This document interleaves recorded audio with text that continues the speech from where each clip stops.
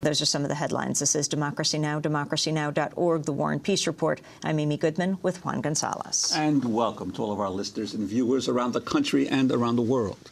6 months ago, BP's Deepwater Horizon oil rig blew up in the Gulf of Mexico, killing 11 workers and triggering the worst oil spill disaster in U.S. history.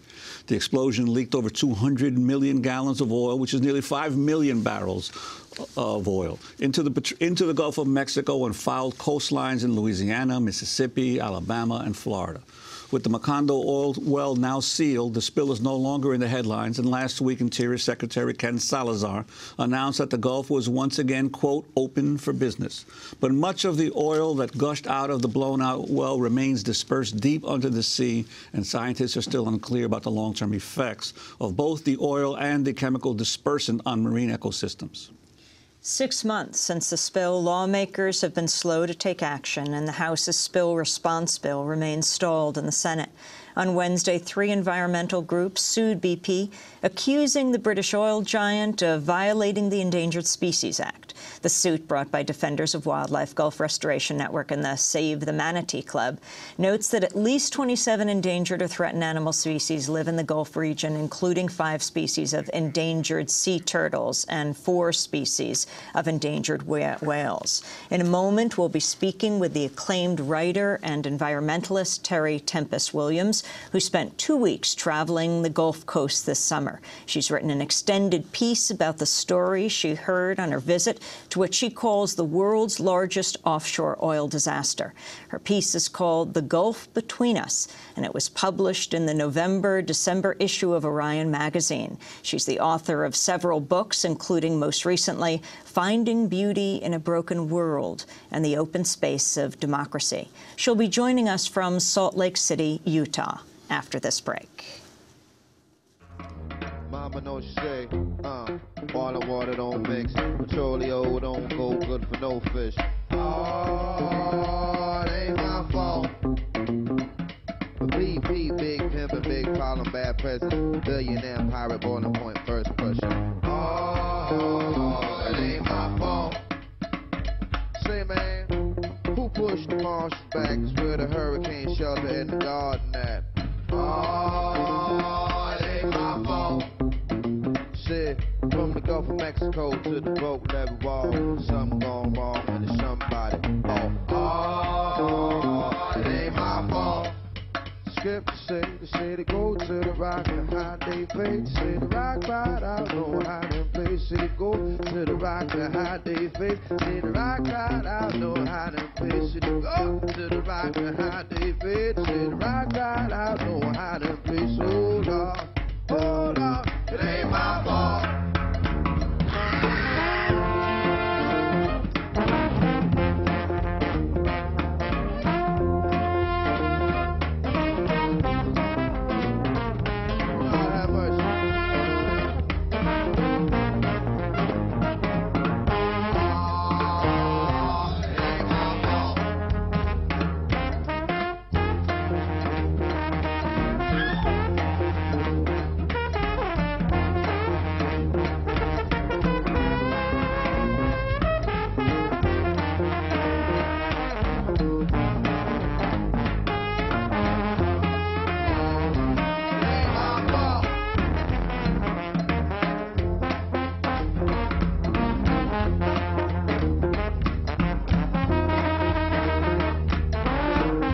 It Ain't My Fault by Mos Def and Ben Jaffe, recorded by Lenny Kravitz, trombone shorty, Tim Robbins, and the Preservation Hall Jazz Band. As we turn now to Terry Tempest Williams, writer, environmentalist. Her books include Finding Beauty in a Broken World and the Open Space of Democracy.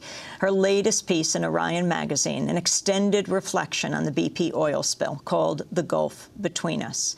Terry Tempest Williams, welcome to Democracy Now! From Salt Lake City.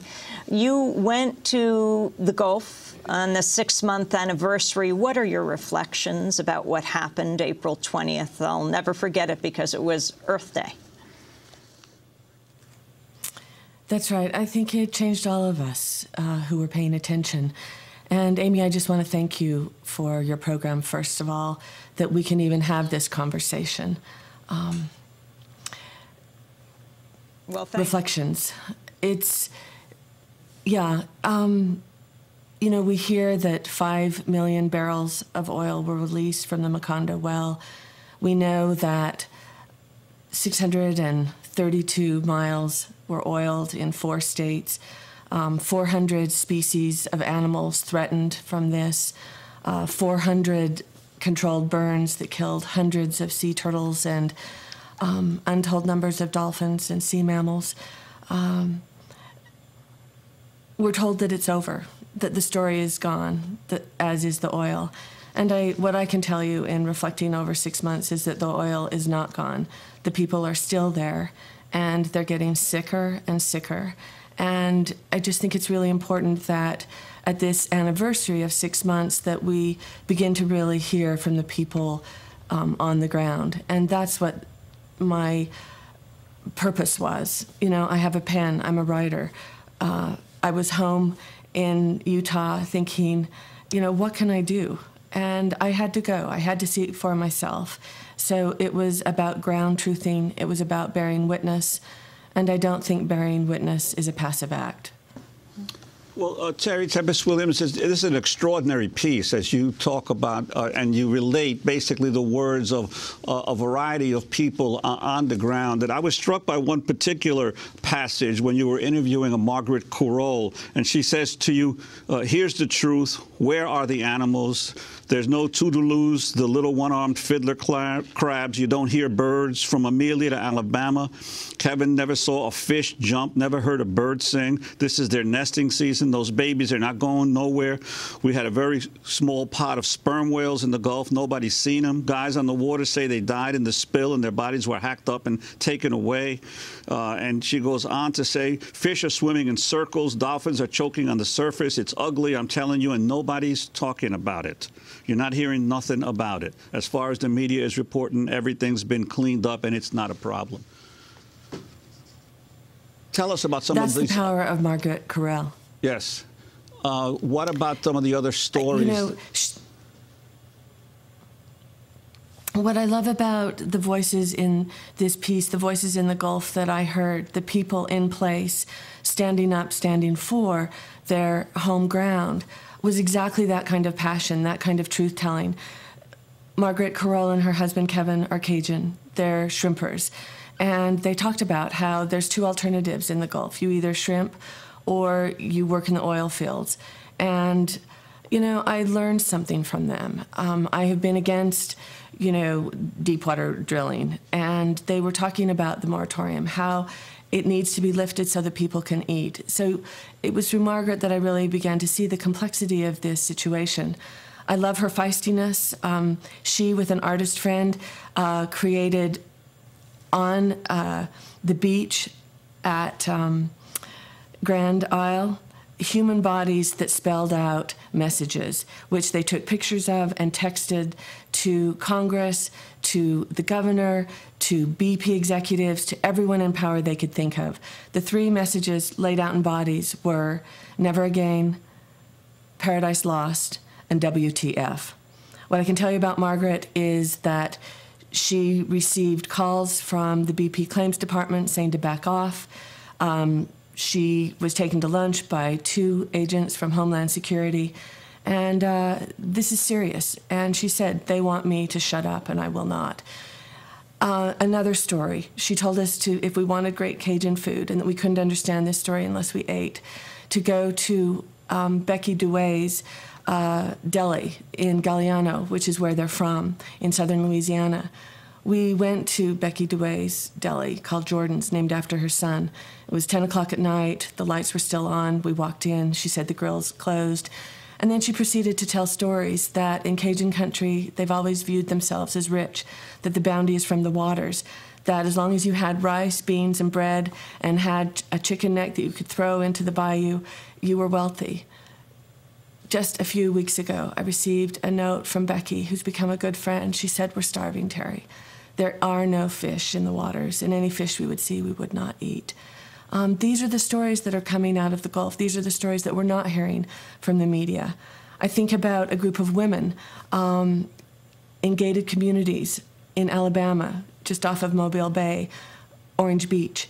These women took this situation into their own hands because no one was responding. They had water samples taken, 4 from very wealthy areas. The 4th one on Dauphin Island blew up and was deemed inconclusive. These women, Robin Young, a captain, Lori DeAngelis and her husband Mike, their blood tests came back high in cadmium and benzene. They've had chemically induced pneumonia. These are the stories, again, that we're not hearing. We're talking to Terry Tempest Williams, writer and environmentalist. Her latest piece is in Orion magazine called The Gulf Between Us: Stories of Terror and Beauty from the World's Largest Accidental Offshore Oil Disaster. Terry, tell us about Jerry Cope and Fish Camp Landing, the gated community in Orange Beach, Alabama. Yeah, those were the women I was referring to.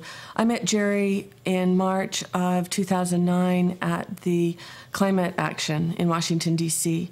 I call him a guerrilla journalist. While I was down there, he was there also with Charles Hambleton, one of the producers and members of the crew that you see in the film The Cove. They had heard about the bodies of dolphins being taken to dumps, refrigerated to Mexico. They wanted to do an investigative witnessing if these stories were true. Jerry, in the 3 weeks that he was out on the Gulf, he also came down with chemical-induced pneumonia, ended up meeting these activists, these women in the gated community, and Robin Young among them, who started this organization called Guardians of the Gulf. It was there that he really saw on the ground, as did I, what the situation is. These women were calling, as I said, for water samples, air samples, blood tests, to really show the seriousness of the public health issues. And again, these are the stories that we're not hearing. Upper respiratory diseases, lots of skin infection, rashes. When I was there, they were having to drain the swimming pools because children were being sick. And Amy, it made you sick. You'd go down to Gulf shores, and here were these seemingly pristine beaches, this Corexit green, this ungodly color, women, mothers, overburdened, 110-degree heat.